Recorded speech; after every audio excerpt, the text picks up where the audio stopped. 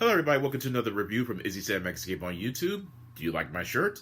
There is a reason behind that, but first of all, anyone who is new to the channel and happened to find it through the YouTube search engine or heard about it through word of mouth and you enjoy my work, please feel free to hit the subscribe button below. Anyone who isn't new and has been here since the original inception of this channel, thank you, and I hope you all continue to enjoy my work. Today's review is based off of one of the most iconic slasher films of all time that features a slasher that went on to become a part of popular culture history and joined the legendary ranks of the likes of Jason, Leatherface, Michael, I guess you could even consider Pinhead the slasher, and even Chucky. The film that I'm talking about was directed by Wes Craven in his 1984 Nightmare on Elm Street. Features Heather Langenkamp and introduced Johnny Depp to the cinematic world as well. Freddy Krueger is played by Robert Englund, who is, by all accounts, the iconic Freddy Krueger. I mean, there is nobody else that would come close to replicating what he did with the character. Freddy, for all intents and purposes, is a lot different compared to a Leatherface, a Jason, a Pinhead, or a Michael, or a Chucky.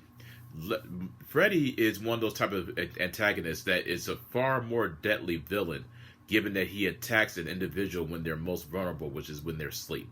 For example, Jason, there is at least a hint of humanity within him, as well as you could compel that to come out if you wear his mother's sweater, or you could just avoid Camp Crystal Lake altogether. Leatherface, just don't go to the boondocks in Texas and pick up some random insane hitchhiker. With Pinhead, don't open some mysterious, creepy-looking puzzle box that will ultimately conjure up these demonic entities that will just torture an individual for all eternity for their own gratification. Chucky, don't pick up any creepy-looking dolls, and that's basically, at least you can avoid that particular confrontation with those individuals. However, with Freddy, there is no avoiding him because at some point, from a victim standpoint, we all have to sleep. And Wes Craven, if not, and I could be wrong, but if I'm wrong, please feel free to correct me. I promise you I will not get upset. I think the original inception that he had in mind was that Freddy Krueger was initially going to be a child molester. However, given the harsh and controversial topic of that point in time and how he most likely would not have been well received by 1984 standards, he went ahead with the concept of Freddy Krueger being a serial killer, a child killer. Now, needless to say, there have been little sprinkles of hints here and there, given that he was a child molester as well, and that didn't come to necessarily fruition until the remake in 2010. However, we are going to go ahead and talk about the 1984 review. The 1984 film is one of those type of horror films that it still holds up to this very day. I appreciate the fact that it literally just kind of gives you this real creepy glimpse as to what Freddy Krueger is all about.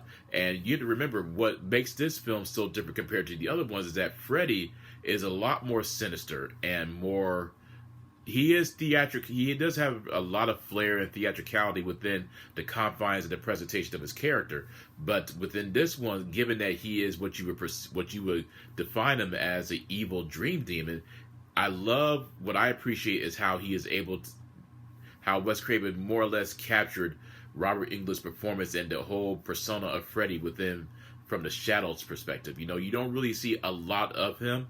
It's more along the lines that he is emerging from the darkness or keeping himself in the darkness. And that, to me, is what I always found so horrifyingly creepy about this particular performance, simply because in my mind, I felt that if you were to, I guess, interact with the evil dream demon within this realm of nightmarish, within this realm of a maze of a nightmare, that dream demon would not manifest himself in a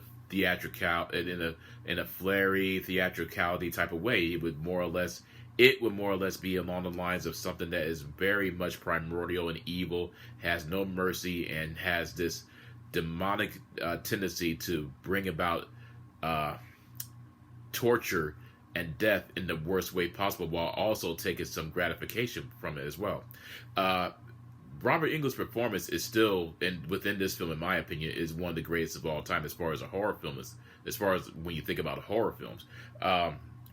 Much later on, with the sequels, Freddy became more of a jokey, comedic character rather than something to be feared. And I think a lot of that had to do with the fact that perhaps the character in and of itself was too frightening in the first film, and in Freddy's Revenge, he was more just, he was just more along the lines of not talking much and being more evil rather than simply trying to get a laugh out of you. In my opinion, Freddy became less scary with the sequels compared to the first film. Needless to say, it's pretty much a cut and dry film when you think about the horror film. It is simply about this character of Freddy who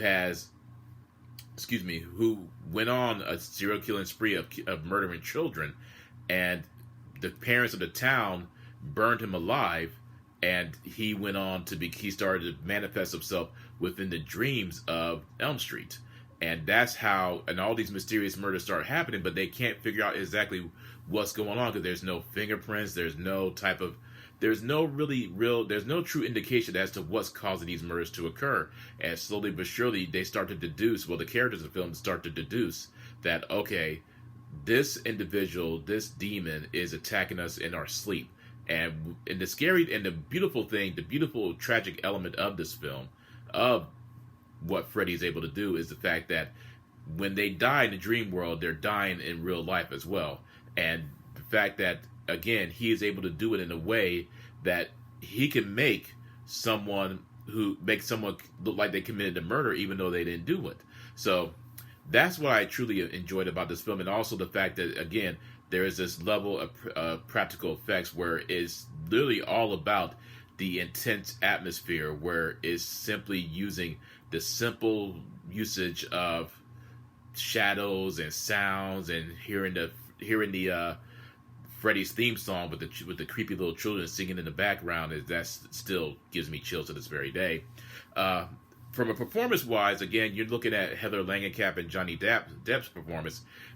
From when you think about a horror movie performances, obviously, unless it's Get Out or even Halloween or Us, you really, in totality, you're not looking for a tour de force performance. All the performances here are pretty much, I guess, what you would expect, with the exception of Robert Englund. But I have to say, it's truly one of those type of forms of cinema that I wish that it managed to keep this tone with the sequels that followed. But at the same time, I'm able to fully understand exactly why they went into more of the comedic direction, as perhaps they wanted to be able to appeal to a much larger audience without having to scare the living daylights out of everybody. But I have to say, one of my favorite moments of the film, with the exception of when Freddy is introduced, of course, when he's introduced, when you see the arm stretching out. I mean, that's a spoiler, but the arm stretching out, he's dragging the claws through along the walls. It's just, when I think of a dream demon, that's exactly how I always envisioned it in my head.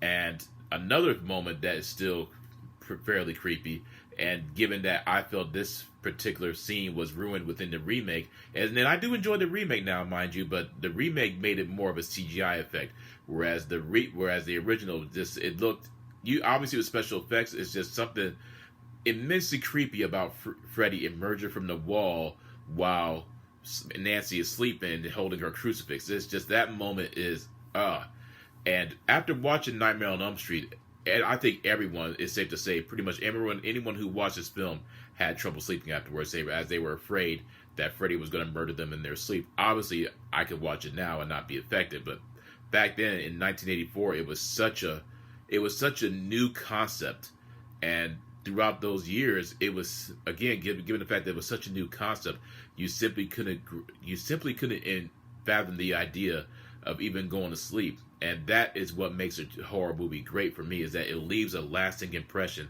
that for all time it is cemented within the fabric of your mind.